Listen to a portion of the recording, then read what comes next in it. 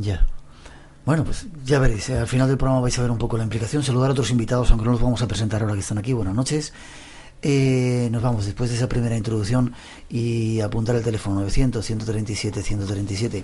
Esta noche la diosa de este tiempo, que parece ser la ciencia, uno de sus representantes, viene al programa a darnos respuestas de estos misterios que aquí tocamos.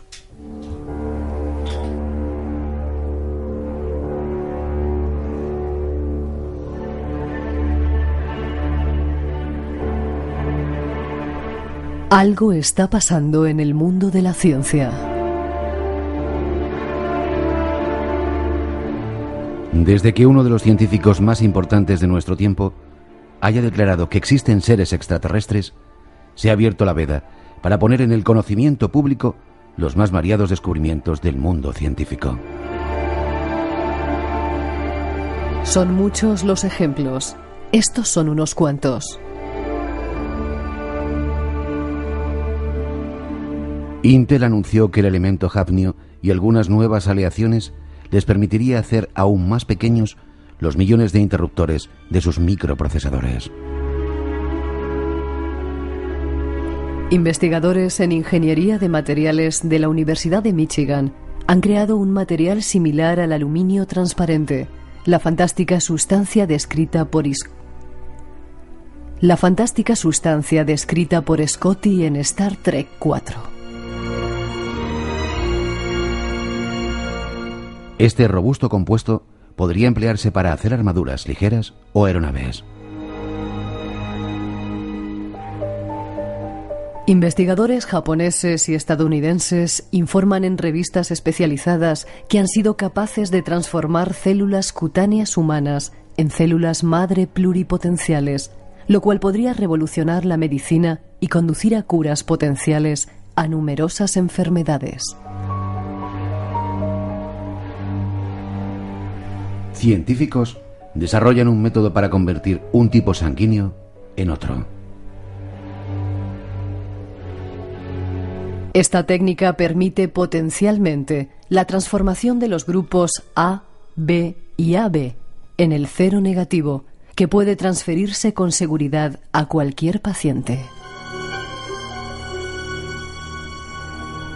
El trabajo realizado por la Universidad de Copenhague aparece publicado en la revista Nature Biotechnology. Son solo unos ejemplos de los avances de la ciencia moderna, que apenas tienen eco en la información general, pero que gracias a sus aplicaciones pueden cambiar nuestra forma de vida.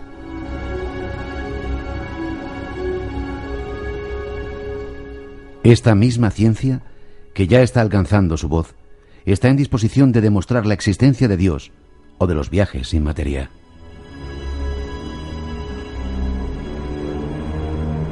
Se trata de un argumento apasionante que dejaría en mantillas cualquier idea de ciencia ficción. Nuestro invitado nos cuenta. 2:19, habéis escuchado ahí un pequeño fallo, como si un salto que ha dado la grabación. Te felicitan por el teléfono, que un científico por fin tenga la mente abierta, dicen. Y déjame que salude a gente que nos escucha en Bombay, en India, en Perth, en Australia, en casi todos, bueno, en toda España evidentemente, y en montones de lugares de Latinoamérica. Es curioso porque hasta ahora aquello que no estuviera refrendado por la ciencia no era cierto. ¿Qué dices tú como científico libre? No te he preguntado dónde trabajabas antes, discúlpame. Bueno, yo llevo una trayectoria bastante amplia en investigación y desarrollo. Entonces he estado en consultoría, sobre todo de telecomunicaciones, en consultoría de proyectos basados en Internet. Es decir, yo en los años 90 estuve difundiendo junto con Telefónica, y entonces lo que entonces era TESAI, Telefónica Servicios Avanzados de Información, eso que ahora nos parece obvio que es Internet. Pues ¿fuiste uno de los introductores en el país, en España? De hecho, a través de un proyecto que se llamó Foredi, que estuvimos por toda España haciendo seminarios y congresos para hablar de aplicaciones de valor añadido en Internet, cuando todavía pues la gente apenas utilizaba nada más que el correo electrónico y poco más. Ajá. Bien, de repente te saliste de ese mundo, te montaste por tu cuenta, eres un científico libre. Así es. Ya.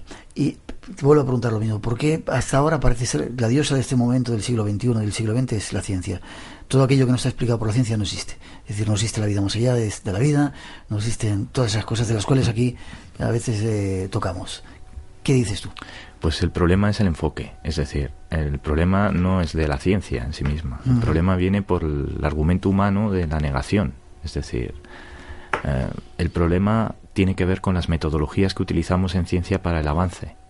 Si utilizamos metodologías de investigación y desarrollo, tenemos que utilizar metodologías de avance, no metodologías basadas en la negación. Y por ponerlo de forma simple, en el mundo científico de divulgación se utiliza una metodología de validación que se llama por pares, es decir, una metodología que parte de la premisa de que esto, como no se puede hacer, es un método cartesiano de negación, luego no puedes avanzar. Ya.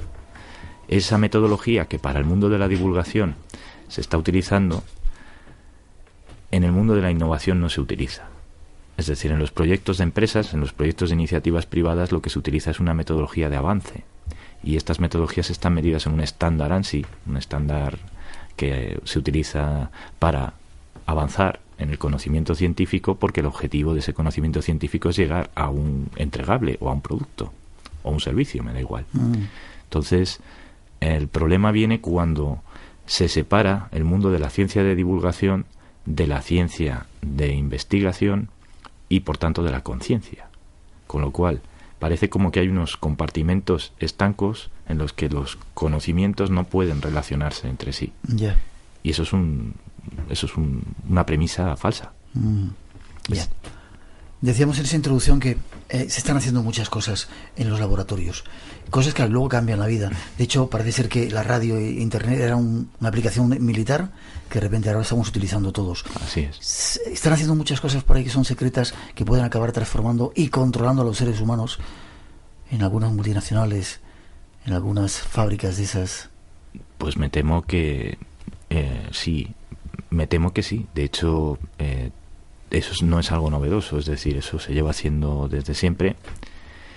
Y la cuestión está, digamos, no tanto en lo que se está haciendo, cuanto en el proceso ético que hay de fondo, de base. Te iba a preguntar si la ciencia tenía ética. Esa es mi preocupación. De hecho, todos los que estamos en este movimiento de científicos independientes estamos realmente en un proceso de convergencia para que la ciencia y la conciencia, en lugar de negar la conciencia, vamos a trabajar desde la conciencia a la ciencia, porque ciencia y conciencia son la misma cosa. Representas a un grupo de científicos, hay muchos científicos libres que queráis dar información emergente, lo llamáis, ¿no? Sí, así es, y de hecho es un grupo de científicos que en este momento está siendo altamente censurado. Es decir, no... Altamente censurado. Altamente censurado. Ya. ¿Por qué? ¿Por quién? Pues ¿por quién? Pues bueno, lo de menos es por quién. Lo importante es por qué. Es decir, porque es muy incómodo para muchas corporaciones, para muchas instituciones, el tener que abrirse a reconocer abiertamente que hay cosas que han hecho que no son éticas. Y como ha pasado mucho tiempo, bueno, pues cuanto más tiempo pasa y más se sabe que no es ético, más difícil es dar un brazo a torcer y retroceder, y hacer una retrocesión. Yeah. Entonces, a partir de ahí, eso en el ámbito público y de la corporación, de la gran empresa privada, pero es que resulta que tenemos un protocolo de jurídico, digamos, que nos permite hablar abiertamente de que la libertad de investigación científica está reconocida como un derecho fundamental. Uh-huh. Con lo cual, lo que estamos diciendo es que no se está haciendo una promoción real de la investigación privada desde las empresas privadas. No hay empresas de investigación privada, salvo que alguien, pues por un capital impulso, es decir, sienta el impulso de investigar, lo haga científicamente y asuma el riesgo, pues, de perder dinero, digámoslo así. Ya. Y luego te preguntaré si entre mucha gente nos juntamos y ponemos dinero para ese sistema que tienes tú de protocolo de internet, ¿podría funcionar en el mundo? Por supuesto que sí. ¿Sí? ¿Y sería gratis internet? Podría ser.